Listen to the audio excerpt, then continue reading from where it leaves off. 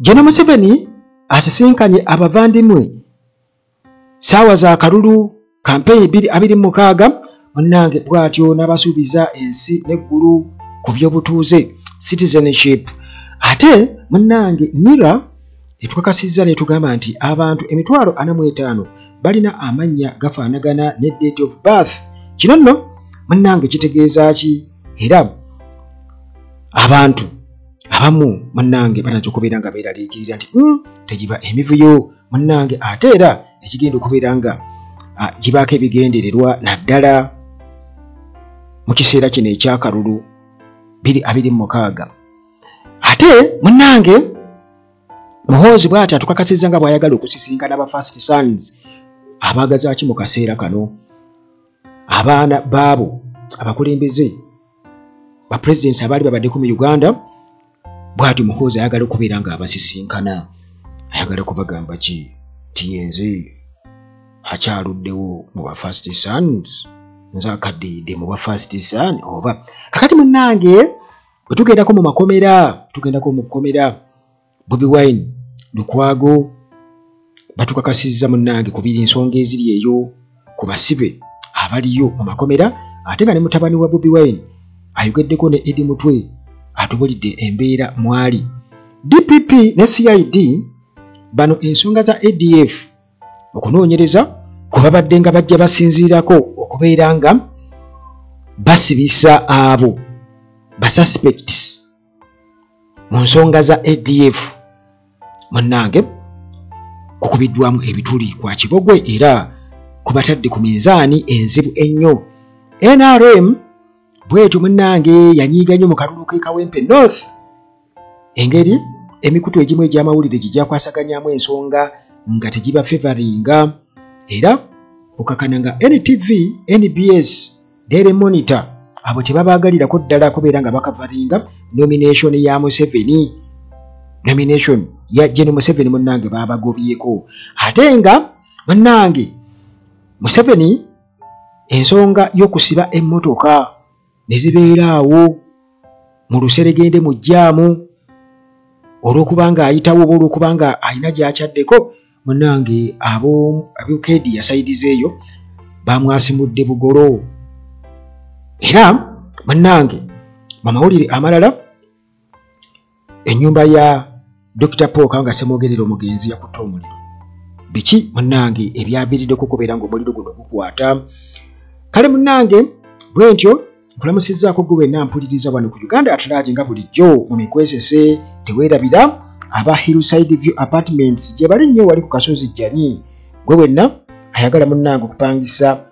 apartment nga mulimu buli kimu, ekiyungu eky'omulembe, eddira ery'omulembe, ebisenge bisukka mu kimu, wifi weri full time, ate nga munnange n'amasannyalaze tegavaako, security eri ggulugulu, transport fast booking yo wabwereere kubanga ova kumpimpi awo oba ku airport. Kati bano aba Hillside View Apartments emiwendo gyabwe giri wansi nnyo, era gwe kasita otuuka ekitende Namulanda Kajjansi buuza ejjanyi ku kyaki yewa, oba genda ku mutimbagano oggyeko Hillside View Apartments, ennamba yaabwe ojja kuba ogifuna. Kakati munnange Timo Property Consultants Limited nabo bano balina ettaka, bagula ettaka ery'ebyapa, ate era nga balina ne construction company esobola okuzimbira ennyumba ey'ekirooto kyo. Maintenance Palace bano munnange balungi nnyo mu solar systems. Kale gwe wenna ayagala solar totawaana,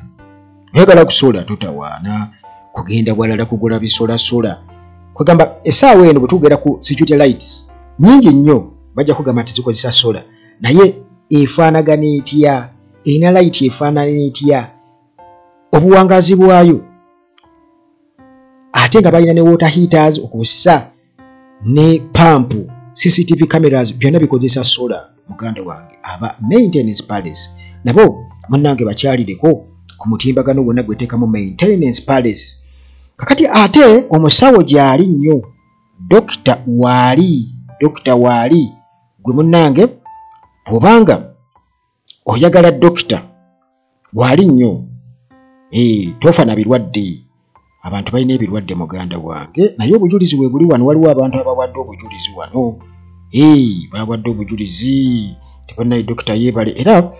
nja kukola ka program kwegamba just kaabo abaagala okutegeera amaanyi ga dokita gwe twogerako buli kaseera mujja gategeera kubanga abantu nga bawa obujulizi obukwatibwako era bw'oba oyagala okwogerezeganya nabo osobola okujja wano privately n'oŋŋamba nti munnange njagala kwogerezeganyako n'abo batukakase ate munnange waliwo omukyala alina gw'anoonya wano anoonya ogiiwe mukwano gwe kwegamba baasoma naye era nga gw'anoonya bamuyita Jessica Nalumansi. Jessica Nalumansi Kasozi erya Kasozi lya bbaawe lyafumbirwa kakati era munnange taata we ye Ssennoga Venancio. Ssennoga Venancio mumumanyi bulungi nnyo yakolanga ku Radio Uganda ne Basaalongo John abo ndowooza kakati munnange ono anoonya Jessica Nalumansi ayogerako linnya lya Feibe kati Feibe anoonya Jessica Nalumansi bw'obanga gwe Jessica Nalumansi era nga kitawo ye Ssennoga Venancio kiba kitegeeza nti yeggwe kati mukwano gwe oba ogiwo gwe bayita Feibe yakunoonya kakati Jessica ono okusinziira ku Feibe agamba nti baasomako bombi Ebudini Girls Boarding School kino kiri Busoga era nga yali mukwano gwe nnyo kale bw'atyo munnange n'amusuulira omwoyo yeebuuza ti ali ludda wa Uganda Atlagi twawulira nti yalanga wano akambikira n'alabika muganda wange akambikira yalabika kakati munnange noono naye n'agaaka anoonyeko ogiwe kamuba akalango muganda we kati Jessica Nalumansi Kasozi muwala wa Venancio Ssennoga nja kuleeta ne family y'obukojja singa onooba obuze sinasi tukagenda kunoonya naye nakyo nja kukikola muganda wange kakati munnange akaseera ka kalulu tubadde nga tujja tuwulira abavandimwe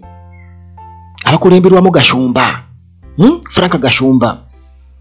nga beemulugunyako ya passport batuma passport endagamuntu zaffe baziwamba era nga beesiga Gen. Museveni okuwa ekiragiro era ne bagamba nti singa oba tetukozeeko tetugenda kukombya kalulu ekizibu ky'abano beeyogerako ng'Abanyarwanda era ne batukakasa nga bwe baatuwamba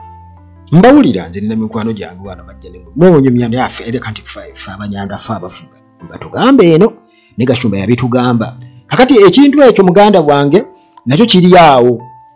awo kakati bano munnange abayita abavandimenti Abanyarwanda abawangalidde wano mu Uganda bwe bati baasisinkanye Gen. Museveni bamusisinkanye kakati munnange kasookedde nga lubanga lwa mmindi jjukira nti Gen. Museveni ye buli kyakola abaakibaze kakati mu kaseera kano alina okubeera nga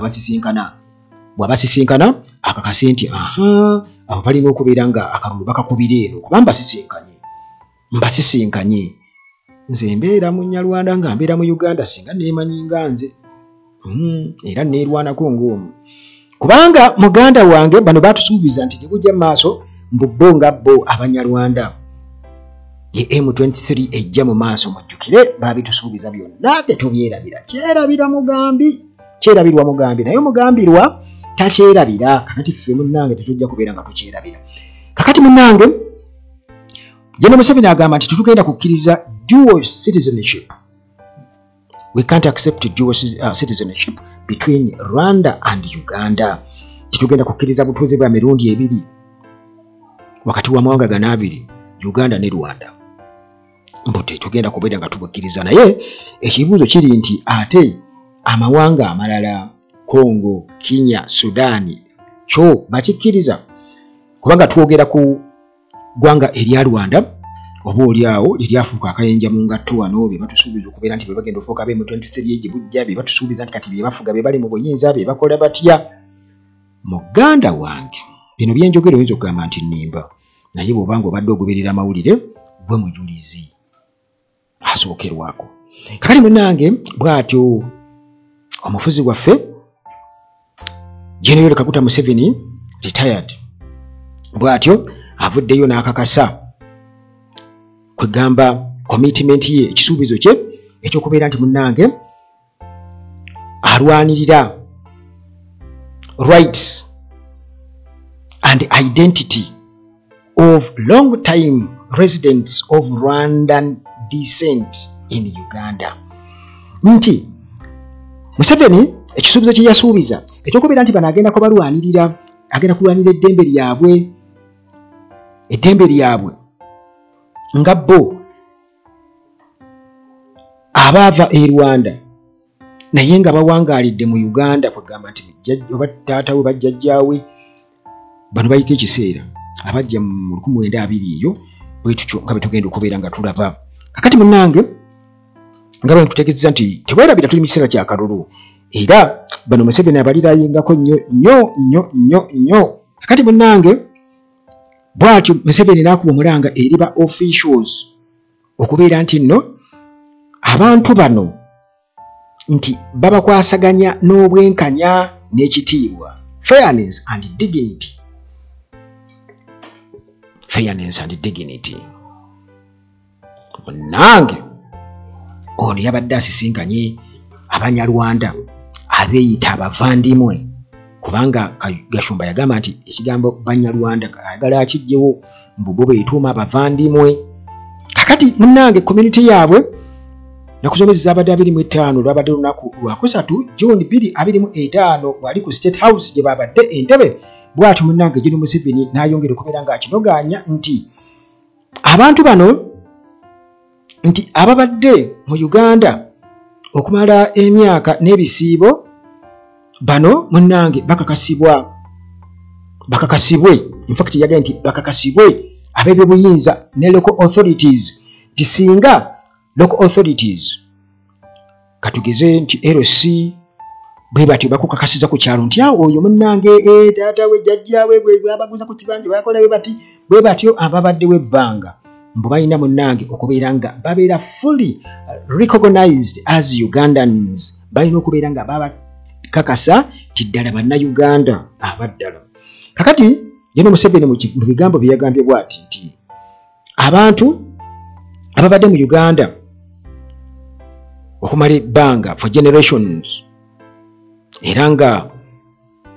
bano bamanyikiddwa gye basibuka ku byalo, omuntu nti oyo anti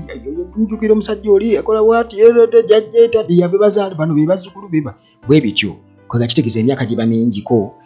n'agamba nti bano tebalina kubeera nga bayisibwa bubi oba nga bamwibwa obuweereza services, era n'agamba nti bano basaana ekitiibwa n'eddembe lyabwe. Bw'atyo General Museveni nga bw'ayongera okubeera nga munnange akakasa. Kakati muno kino kyongera okubeera nga kikakasa nti obutuuze bwe Uganda oba munnange wazaalibwa wano oba waregisteringibwa, kwegamba mu ngeri nga olina constitutional right nti olina kubanga tommibwa, tolina kubanga munnange ommibwa mu ngeri etali ososolebwe ogenda okufuna passport nti bagikumme. Naye General Museveni agamba nti ye sooka owulirize, kubanga tukimanyi bulungi nnyo nti okusinziira ku declaration emu ku ezo eza UN, kubanga byonna ebintu ebiri mu nsi muno oba ebitambulira mu mateeka byonna babeera babirambika mu declarations ezo eziwererako ddala. Kakati ekwatagana ku butya bw'obeera munnansi kiba kitegeeza nti mu declaration kino kubanga kyalambikibwa bulungi nnyo eya UN nti bano abantu abafaanaganako bwe bati ne bwe bati byonna babeera babyogerako. Naye nze kyemmanyi nti bwe ne bwe bukyenkya katugeze n'ogenda mu America n'osinikinga n'oyingira eggwanga lya America, bw'otuukayo n'ozaala abaana, bw'ozaala abaana naawe oba n'abaana ne bazaala bannaabwe, sisuubira nti ekyo kibafuula bannansi ba America, kubanga balina okubanga bayingira mu mateeka era ne babeera registered mu mateeka era ne babawa kiraasi yaabwe eya citizenship. Bwe first class, second class bali mu kiraasi ki? Era tukimanye bulungi nti bannaffe bannayuganda abali e Bungereza bali mu America balina obutuuze bwayo nga baabo bawa bali registered nga ba citizens, naye ate balina ebintu ebimu bye batakola kati ng'okulonda kwayo tebakwetabaamu kubanga bo kiraasi yaabwe ya citizenship tebakkiriza kubeera nga beetaba mu ekyo, ezo rights tebazikola ki? Tebazirina. Okitegeera? Naye General Museveni munnange bw'atyo atuwa ku buvo bwe kubanga kino kiriko questions nyingi nnyo. Kuguno munundi General Museveni akkiriza ndowooza nti Munyarwanda. That's what I see. Naye tayagala kukyogera bulambulukufu. Agamba mbu muhororo oba muhororo kitegeeza ki? Naye yagamba bw'ati nti mu myaka ejja 1950 bwe yali akyakula ng'akyali muvubuka entoŋŋamo nti bo nga abahororo nti baali kitundu ku Uganda, bo nga abahororo. Kakati agamba nti mu 1995 constitution eyakolebwa nti eno yakirambika nti abantu bonna abasangibwa mu Uganda by 1926 nti bano bonna baafuuka bannansi ba Uganda, abantu bonna. Kati munange okusinziira ku executive order on citizenship enforcement bagamba nti nga bali wansi oba nga batunuulidde akawaayiro ak'E9 akasooka n'akookuna nti General Museveni bw'atyo mwe yasinzidde n'awa executive directive okubeera nga balambika bulungi nnyo lawful determination of citizenship. Nti okusinziira balambika kukiko basinziira okubeera nti ggwe obeera munnansi naddala eri abo bayita ba long term residents seeking national IDs and passports, abo ababadde wano ebbanga kubanga atubuulidde nti singa family ziba zasangibwa wano by 1926 nti abo already constitution ekakasa eya 1999 nti babeera bannansi. Naye nga nkutegeezezza nti ebintu bino biwanvuko kuba kati wano Uganda mateeka makakati okusinziira ku interests bakati General Museveni amaze okubeera nga atukakasa kubanga atunyumiriza tugamba bw'ati nti Museveni abadde annyonnyola nti agamba nti abo okusinziira kale ku constitution bw'ata tugamba nti oba abazaalibwa muno abantu abazaaliddwa muno tebalina kubeera nga barejekitingibwa kasaba nga bawadde evidence. Naye nga bwenkutegeeza nti okuzaalibwa muno ekitegeeza ki? Kubanga gwe ne bw'ogenda n'ozaalira abaana Kenya n'abaana bazaala abaninga Kenya toli registered. Wano twalabye Odanga Oto ng'atugamba yadayogera ku nsonga z'abalaalo mu Northern Uganda ng'agamba nti otuuka ku farm kati nga olyaga nti yatwalako lumu omunyankole kati bali bagamba nti banyankole abali mu Northern Uganda abalaalo kati omunyankole n'atuukawo namugamba yogerezeganya n'ono munyankole munno kati ng'ono byayogera ono tabiwulira oli ayogera Lunyarwanda ono ayogera Lunyankole naga nti sibitegeera kuba ndi magasi lukola ki sirumanyi nga akugamba mu kimu na Uganda era Munyankole kati ebyo birimu embeera era wali mu Western Uganda wali mukwano gwange omu nga nyumiza ngamba nti babeera mu bukuuku katugeze nga boogera Lunyankole bonna naye ate waliwo group eyeyawulamu yo nga bogisanga yoke yogera Lunyarwanda bogisanga yoke yogera ki Lunyarwanda kakati muganda wange awaliwo akanyamberege kamaanyi nnyo naye munnange General Museveni bwatu yabadde atukakasa yatutumiriza ebintu bingi nnyo yaga nti Uganda sa America mbubbo fumbufe tetulalinga ku graveyards oba data system okuprovinga ancestry obujjajja mbufe tukozesa local knowledge tukosa local knowledge bwatu bwe yagambye n'agamba nti tulina okubeera nga munnange tujjawo kyagamba yayise rigid bureaucratic systems. Kakati yalabudde nti waliwo unnecessary obstacles emisanvu egiteetaagisa mbu egiteekebwawo ku bantu nga abavandimwe era nti kino ne kibeera nga kireetedde okubeera nga bateekawo komiti okubeera nga banoonyereza ku cases ezimu okubeera nga bakakasa ddala genuine citizenship. Naye General Museveni kyeyerabidde nti era still ekintu ekyo abantu bangi kwatula ne Uganda katugeze ku butwogera ku ndagamuntu tulaba nga abantu balina endagamuntu bangi n'Abanigeria n'Abayindi n'abalala bonna n'Abanyarwanda bangi nnyo abali e Rwanda nga balina endagamuntu zeene ewaffe Uganda. Ekyalina okuba nga akimanya naye nga bwe nakugambye nti nga bwe ntera okugamba nti bino balina ebigendererwa byabwe eby'abantu community eyo bagyagala nnyo okusobola munnange okubeera nga ate bafuna gurupu ebawagira nga yo tefaayo era nga bamanyi nti wano baawambawo buwambi bakitugambe eno tibo baawamba twawawamba kakati munnange ye ng'agamba annyonnyola agamba nti walina okubaawo nti kwegamba embeera ekakasa nti ddala bano bannayuganda naye ng'ekyokukkiriza dual citizenship nti omuntu okubeera nga munnansi wa wano ate nga munnansi w'e Rwanda oba munnansi ndowooza wa n'ewalala naye obwedda ayinfasayizinga Uganda na Rwanda agati kigenda kubeera nga kikkirizibwa kuba yagambye dual citizenship between Rwanda and Uganda. Naye wano tulina Abanyarwanda muganda wange kati nga ne bazadde babe bava eri Rwanda okujja eno kati nga bujingo ayinza okuba wangaalidde wano naye ate bazadde be bava Rwanda naye ate akulaga nti munnayuganda. Kakati ekyo kifaanagana kitya kitegeeza tabeerangako.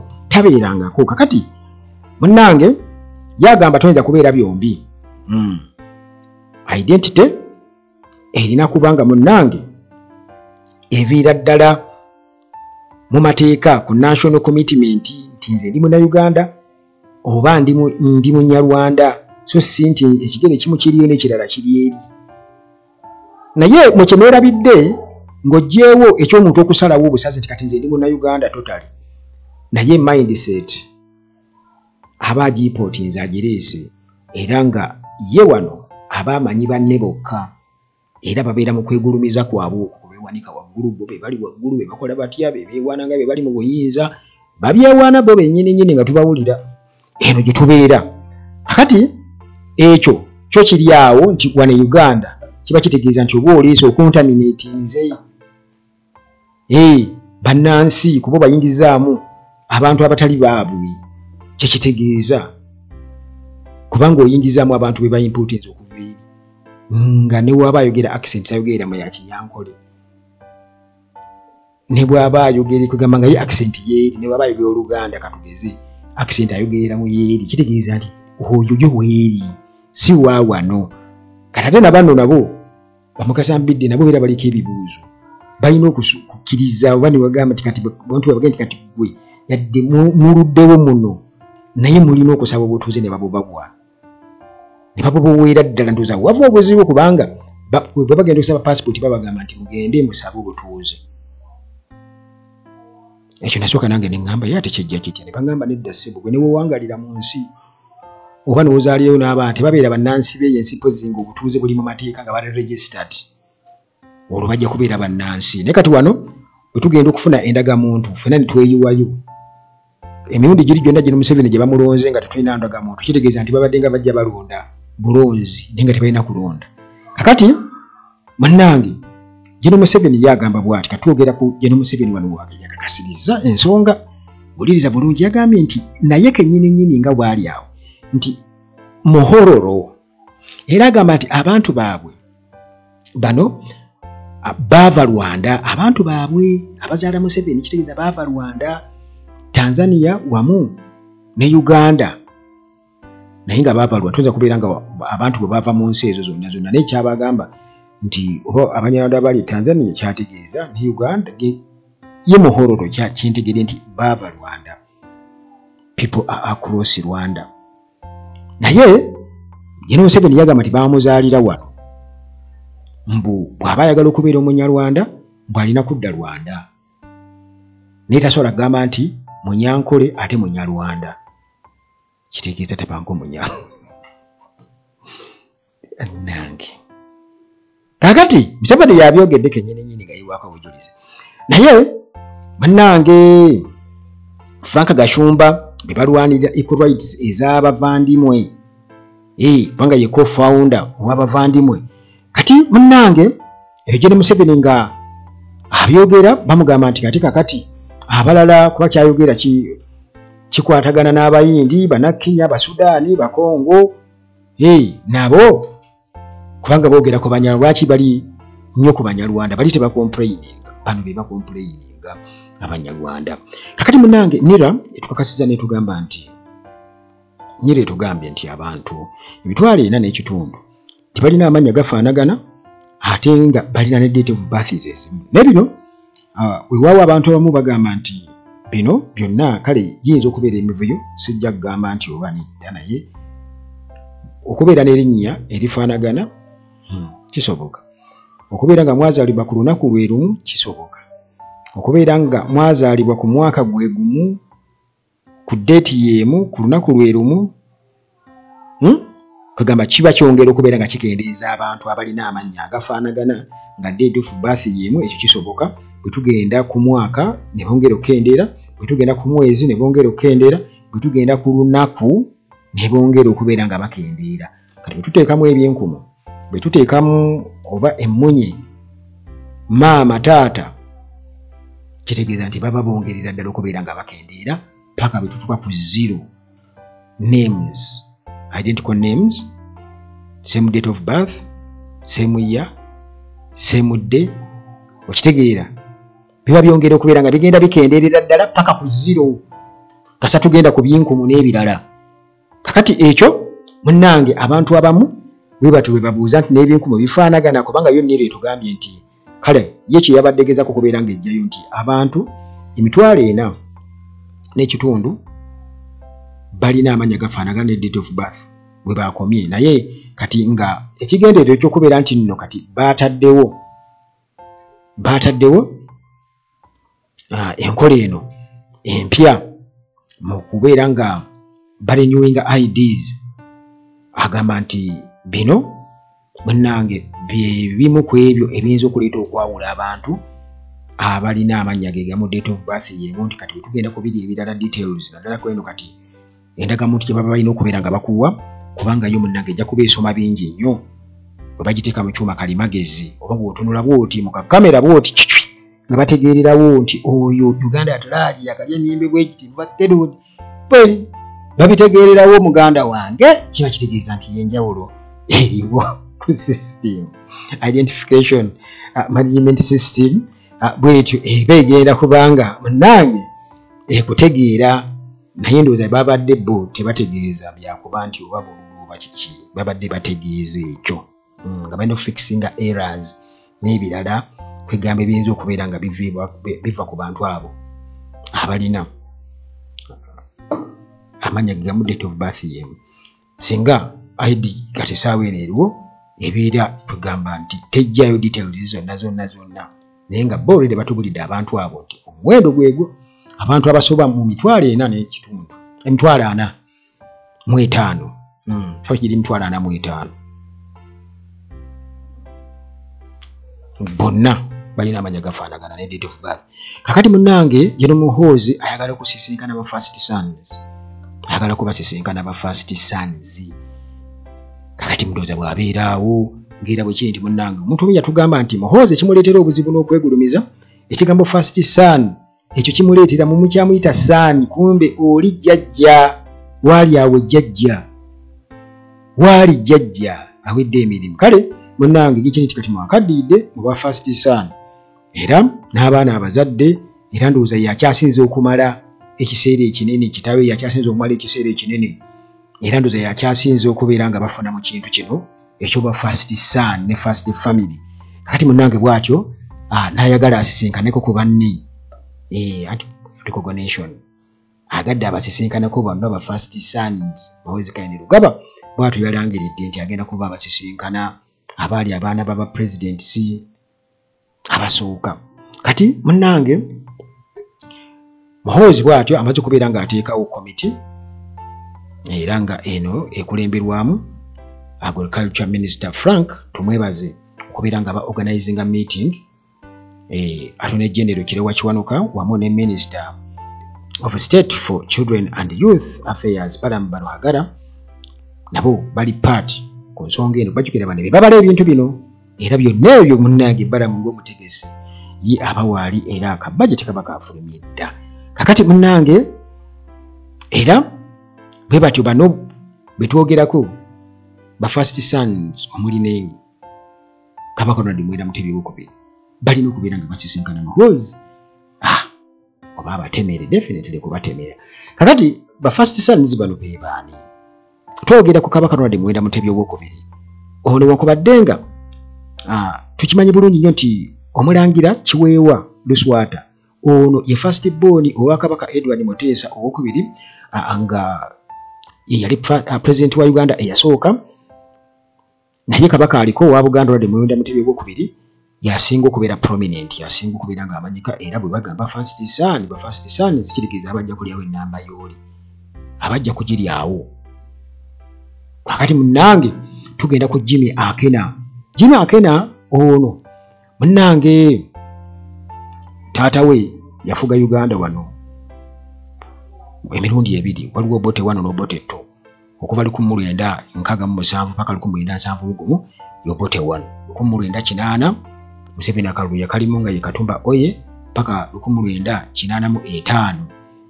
yali president naye awo Museveni yali mu nsigo nga already alwanyisa Obote. Kakati ono nga bamaze okubeera nga bawambibwa bwe batyo bagenda mu exile e Zambia. Obote bw'atyo munnange ono jukira nti Amini yasooka okubeera nga amuggyako 1967 mpaka 1971 Amini yamuggyako yafugira awo bw'atyo. Kati 1971 Amini n'akola ki n'amuggyako. Akena wetwogerako ye president wa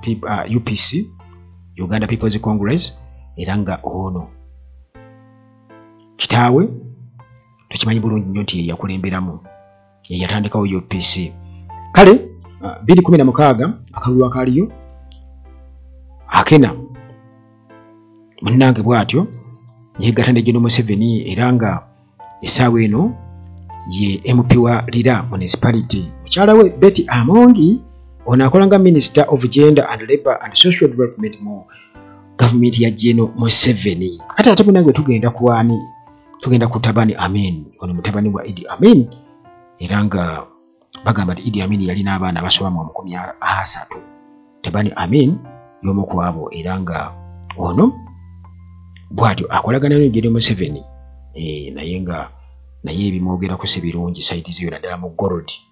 yadirize nnyo mu gold musajja afunye akasente kangi nnyo era y'omu ku abo muganda wange bamutasika ku gold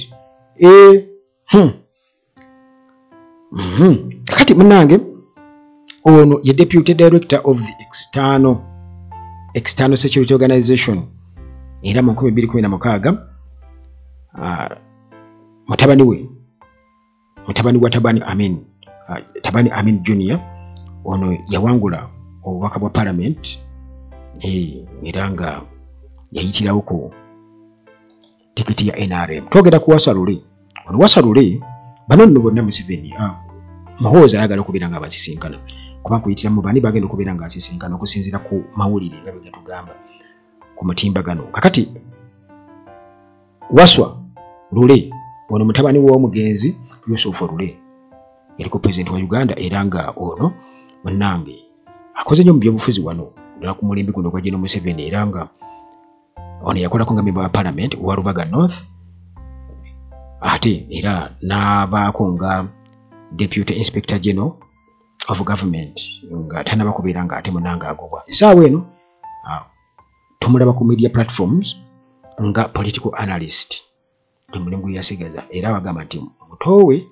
muganda we ayitibwa Kato Lule ono mbu pharmacist aliwereyo mu United Kingdom ate nga Fred Kironde Lule ono mannange naye ali Bungereza eyo self-employed ali Bungereza bonna baganda baabo twogera bonnange ku bloga Henry Okello Oryem kakati munnange Henry Okello Oryem ono mutabani we yali president wa Uganda Tito Okello Lutwa era nga munnange ono agezezaako nnyo okubeera ng'abeera muganzi eri regime inasaako kakati ono member w'ekibiina kya National Resistance Movement era nga akoze mu cabinet ya General Museveni nga state minister for foreign affairs okuviira ddala mu 2021 Francis Birungi Binaayisa ono nno munnange abasinga bantu bate bamumanyi naye ng'ono Francis Birungi Binaayisa y'omu ku abo munnange abaana be yali president wa Uganda Godfrey Lukongwa Binaayisa yanyumya engeri gye yateeka omutwe mukundi mu toilet bw'ati nga muganda wange Binaayisa kakati ono bwe tuli essaawa eno ali mu nkomyo eruzira ali mu kkomera eruzira kigambibwa okuba nti omusango gwaliko gwe baamusibira bamusalira emyaka 12 omusango gwa defilement era nga guno gwazibwa 2012 omusango gwa defilement kakati okwo kussa ne Muhoozi Kayini Rugaba era nga yayise bano bonna nga siniya waabwe okubeera nga munnange ababuuza muli bulungi kubanga bakitame bakulemera ku ate nze kakati wanga aluddeko kitegeeza mwagala ki bwe bityo kakati munnange ono tumumanyi genero naye nti ye ebitiibwa ebibya zaabu Kamajjo abadde bamukuzanga kitooki era munaawe kukakana kati ali kuba CDF olwabo kumuwa kukola ensobi ate nga bamuteeka ku ddala genero gira kuti nga bamusimba ba CDF n'obuyinza obulala kubanga nga bamumukwasa jjukira nga mbadde babumuggyako basooka kuwa CDF obuyinza obw'amaanyi ennyo bwenkomeredde era munnange bagamba nti okusinziira ku tteeka eryo erya UPDF nti singa pulezidenti aliko abaafunye obuzibu bwonna mbu CDF yabeerawo yatwala ekifo kya pulezidenti okusinziira ku tteeka eryo namutaayika lye baateekako omukono kakati munnange ebyo tubitegedde naye ne Muhoozi very soon anaatera okufuuka mutabani we yaliko pulezidenti eyaliko omufuzi wa Uganda kakati munnange tugenda mu makomera eyo bano bali mu kwesisinkana naye abaana b'abendi bali eyo bali mu kuvundira mu makomera nalabye wano mutabani wa Bobi Wine ayitibwa Shadrack yakyaliddeko eri mutwe mukomera n'agamba nti munnange ali eyo naye embeera gyalimu si nnungi era alagira ddala nti baamutulugunya tali mu mbeera nnungi yadde n'akamu okusinziira ku ngeri gye yamulabyemu mutabani wa Bobi Wine Shadrack ye yabadde atutegeeza kakati munnange era mu buufu bwe bumu Bobi Wine baakyaddeko mu kkomera eruzira ne Meya Erias Lukwago era bwe batyo ne bakkirizibwa okubeera nga balaba abaawambibwa ne batwalibwa eyo ku misango emijweteke egy'ebyobufuzi mu makomera kati bano babadde Luzira prison era bwe ne bamukkiriza okubeera nga abalabako ne Dr. Kizza Besigye okusa ne Abel Twali n'abalala bonna n'abalabako kakati Meya Erias Lukwago naye bw'atyo najja n'abeeyungako era Meya n'atukakasa nti engeri kiri nti munnange omusango bagusindise mu High Court oga Dr. Kizza Besigye kitegeeza nti bagenda kuddamu bateekayo bail application empya bagenda kuba bateekayo bail application empya kakati Kyagulanyi munnange mu kubeera nga bamukkiriza okubeera ng'alaba ku basibe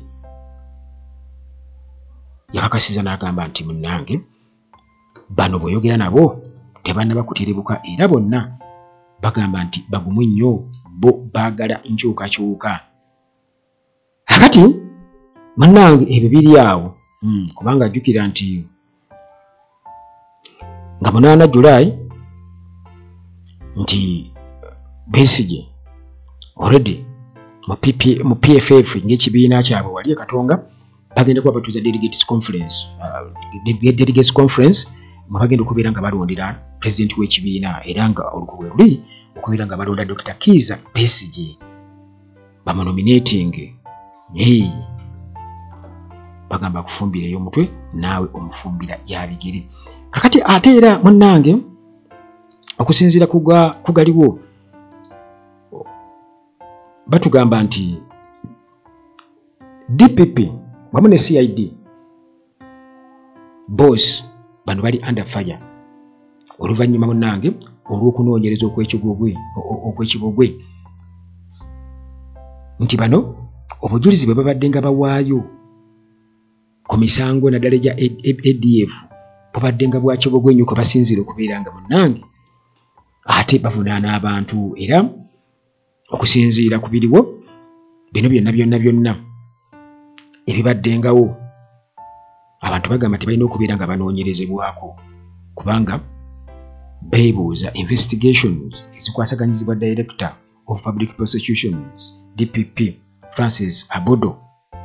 ne Criminal Investigation Directorate CID boss nti munnange obujulizi bwe baleeta buba tebumala era nga kino munnange kiviiriddeko abantu bangi nnyo okubeera nga babonaabona basibwa mu makomera mu ngeri etali ya bwenkanya era munnange bannayuganda bagamba nti kituufu tulina okukkiriza tulina ekizibu mu ggwanga muno kubanga abantu bangi bazze nga bavunaanibwa emisango nga tewaliiwo bujulizi bumala tewaliiwo sufficient evidence nga teriiwo era nga bano bangi bazze basibwa nga babajwetekako okubeera nti kitundu ku Allied Democratic Forces ADF ekitegeeza nti munnange wabaddewo okubonereza basaalumanya nga basinziira ku kutabulwa bo nga bo munnange mu bitongole byabwe olw'okuba nti emisango bagikola bwe batyo gadi bengalye emirimu gyabwe kale munnange nti bano balina nabo okubeera nga banoonyerezebwako so si kuddabuzaawo nga basibisizza abantu b'abendi okumala emyaka n'ebisiibo bo nga bawoza kimu nti banene balina okubeera nga banoonyerezebwako nabo oba sinakindi basibwe bategeere obulumi bw'ekkomera buli kakati munnange okusinziira ku galiwo aba NRM bakyali banyiivu era bano tebaagalira ddala NBS TV NTV wadde eri monitor okubeera nga bakavaringa nomination ya Museveni 2026 Museveni bw'atyo munnange abadde asuubira kubeerawo Lwakutaano olwo atandike kampeyini ze nga agenda ku kisanja ekyomusanvu nga akalakata Uganda era ng'ayongera okubeera chairman ow'ekibiina kya NRM. Kakati munnange newankubadde media houses nga NBS, NTV ne Daily Monitor bano bandiyagadde okubeera nga bakavaringa nomination naye babaganye okubeerayo. Kakati NRM Electoral Commission chairperson Dr. Tanga Odoi bw'atyo yategezezza balipoota nti media houses zonna bazaaniriza okuleka NTV, NBS, Daily Monitor abo tebabeetaaga kakati Museveni jukira nti abadde mu office okuviira ddala munnange 1986 emyaka 4 bw'atyo nga atukalakata kati yasasudde emiliyoni 40 era nga zino za kubeera president ate era nga chairperson agamba for both presidential and NRM chairperson nominations nominating wa ku bifo ebyo bibiri asobola bakadde 40 nasuubira nti ezo bayazijje wakati kakati media houses zino kigambibwa okubeera nti zigobwa obuzibu bwaviira ddala Kawempe North by election 2025 era nga bagamba nti bannamawulire bangi nnyo baakubwa officers abaali abajjaati nga bali mu kukola emirimu gyabwe. NTV, NBS ne Daily Monitor bwe batyo ne balekerawo okubeera nga okavaringa government events ne baga tebagenda kubeera nga baddayo. Kakati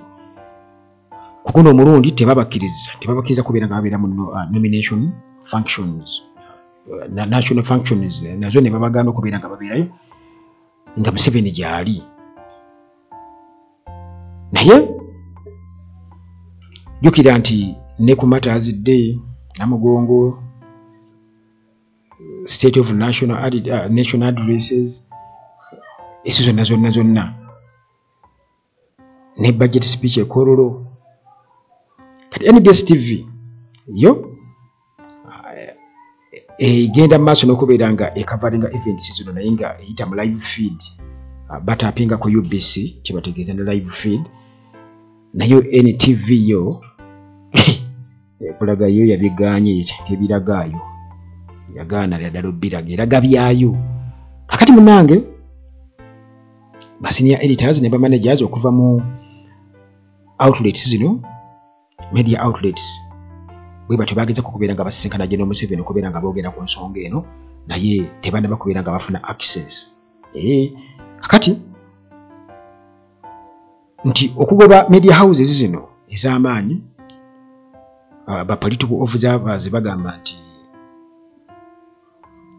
kino muganda wange kyongerera ddala okubeera nga kiraga nti challenges nene nnyo government institutions gye zirina ne independent journalism, kubanga ekyo balabika kyo tebali ready kubeera nga bakikkiriza. Naye NTV ekyagaanye, yo NBS ebiraga ekozesa live feed eya UBC kubanga era osobola ogitapingako, kubanga TV zonna bwe bazigamba okukola, naddala Museveni ng'agenda okwogera bamanyi okuteekawo amateeka nti bw'agenda ku saa 2 mulina okuteekako. Nange ebiseera nabyo. Kakati okusinziira munnange ate ku mawulire amalala mu butali bumativu, General Museveni bwe batyo babulookinze main highway, ati Museveni bw'agenda ku Thanksgiving Kumi highway. Abantu bwe batyo munnange balaze obutali bumativu oluvannyuma lw'okubeera nti baba divertings oluguudo olwa kolasi ne baluvaako nga balina okuyita ku lw'ettaka kuba Museveni yabadde akyadde Bukedia ku Thanksgiving event eyabadde hostingiddwa Speaker wa Parliament Anita Among. Jukira nti Bobi Wine yatugamba nti already bo kati tebakyalina kyakukola bo nga aba opposition, basigazza nyimbe, duwa n'ebirala ebifaanaganako bwe bityo, birthday parties okubeera nga bagenda okutwogerako eri abantu. Kakati General Museveni naye tumulabye ng'ali mu parish development model, kati Thanksgiving n'ebirala bwe bityo, era byonna yabikozeseza throughout okubeera nga campaigning, kubanga ye Museveni ky'oba omanya nti campaign azimaliriza mu ggwanga lyonna, era ye kati ali mu kuwinding up kubanga abadde atambula wonna mu ggwanga. Museveni gwe mulaba nti bw'anaabaddamu ajja kuba anazaako bunaza, naye ng'abadde atambula ye bano banne ng'abasibye. Kakati munnange bw'atyo yasibye oluguudo era okukakana ng'emmotoka zimazaawo ebbanga birukulula na biri awo nga bagamba ekkubo lye babateddeko bbinyo lirimu ebinnya. Jjukira nti wano mu Kampala mugande waba ayitawo babasiba wali emmotoka kumpi essaawa 2, bagamba nti n'omukyalo omu baali batugambye nti yali afudde naye baatugamba nti katono afe mu ambulance wajala bagenda kuzaala. Kakati munnange babatedde ku luguudo lwa kilometers 3 oluguudo olw'ettaka nga General Museveni agenze ku Thanksgiving. Abantu ne bagana okubeera nga baluvugirako nga bagamba emmotoka zaabwe zijja kwonooneka, oluguudo luli rafu nnyo, lubi nnyo, ne weewuunya nti lwaki tebaasose kululima ne balutereeza bulungi nnyo emmotoka nga zisobola okuyitako Museveni bw'aba anaagendayo. Kakati munnange obutale bumativu bw'abantu bw'amaanyi nnyo, naye nga enkyala za General Museveni eziviirako abantu okubeera nga basiba ekkubo aba amakubo kintu kibi nnyo, kubanga nti bwe tuba twogera ku ssente z'omuwi w'omusolo kiba kitegeeza zirina okubeera nga ziteekebwamu ekitiibwa, kubanga bagamba abantu abamu bagamba nti lwaki Museveni teyakozeseza luli olw'ettaka bano ne bakozesa olwa koolaasi kubanga bano be bava mu ssente ate era zaagenda okusipendinga zaali mu kusipendinga buli katikitiki nga nekizikola tukitegeera kubanga bw'ojja bugamba nti mwali mugenzi ku thanksgiving bukola ki ku campaigning nga bitukwatako okitegeera. Kale munnange bingi nnyo bye naali badde nkubuulira ku nsonga ezimu naye nga katusembye ndowooza n'aga ennyumba eya Paul Kawanga Ssemwogerere. Ennyumba eno munnange yakutte omuliro. Yakutte omuliro era nga neeyonoona ebintu bingi nnyo era nga yabadde ennyumba eno y'omugenzi Dr. Paul Kawanga Ssemwogerere yaliko Ssenkagale wa DP esangibwa wali mu Lule Zone Kabuusu Lubaga Division era nga kino kyabadde ku lunaku olwokutaano essaawa ez'amalala g'emisana abantu ne beewuunya ku mulirwano bonna nga bagamba kiki kyabaddewo kati baagezezzaako munnange okukozesa zibaketi bafukirireko amazzi basineesenaawo naye nga buteerere jjukira amazzi gabamu okuseera ebisinga obungi si kyangu okuzikiriza muliro kati paka poliisi bwe yazze n'abazinya mooto ne baguzikiriza naye nga rooftop yaweddewo meya Erias Lukwago naye bw'atyo yadduse zambu okubeera ng'atuukawo era munnange ne bongera okubeera nga balaga obutali ogamba okwewuunya kiki tetwategedde kikyavuddeko omuliro naye nga bwekityo bwe kyabadde. Kale munnange bwe twogera ku Paul Kawanga Ssemwogerere ono muganda wange yali w'amaanyi ennyo naddala nga Uganda tennaba kubeera ng'efuna obwetwazi naye ng'ebufunyaawo kale mu political history w'amaanyi era ng'obukulembeze bwe mu kibiina ekya Democratic Party bwekityo kyalekira ddala abantu okugamba kitonzeewo oba kivuddeko ebibiina bingi nnyo okubeera nga bikula wano mu Uganda nga byonna amasannyalaze byagajja ku Democratic Party era yakolako mu gavumenti ya Museveni nga Minister wa Internal Affairs ne Deputy Prime Minister era nga ono yakola ebintu bingi nnyo kwegamba bisinza kubeera nga nkunnyonnyola nti abaddeko mulembe gw'Obote mulembe gwa Museveni mu administration zonna abaddemu 1980 ke kalulu ako akagambibwa okuba nti Museveni yabba Obote si Museveni ye yagamba babaka bagenda mu nsiko naye Obote yabba mu akalulu aka Ssemwogerere naye ate yasinga okunyiga ye Museveni omu yagamba nti Museveni yali ya planning atogenda mu nsiko tebabalya ssente bo baakagendamu nga bamanyi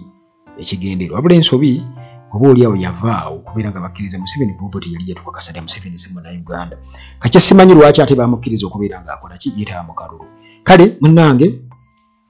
yafa 1900 yafa 2022 zaali nnaku z'omwezi gwa 18 Novemba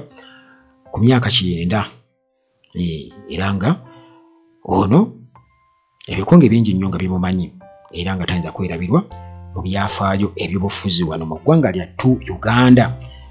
Sigenda kubeera nga nsukkawo wano tusinkane mu mboozi zaffe eziddaku wano ku Uganda atulaanye nga bulijjo Mukama Katonda akuume.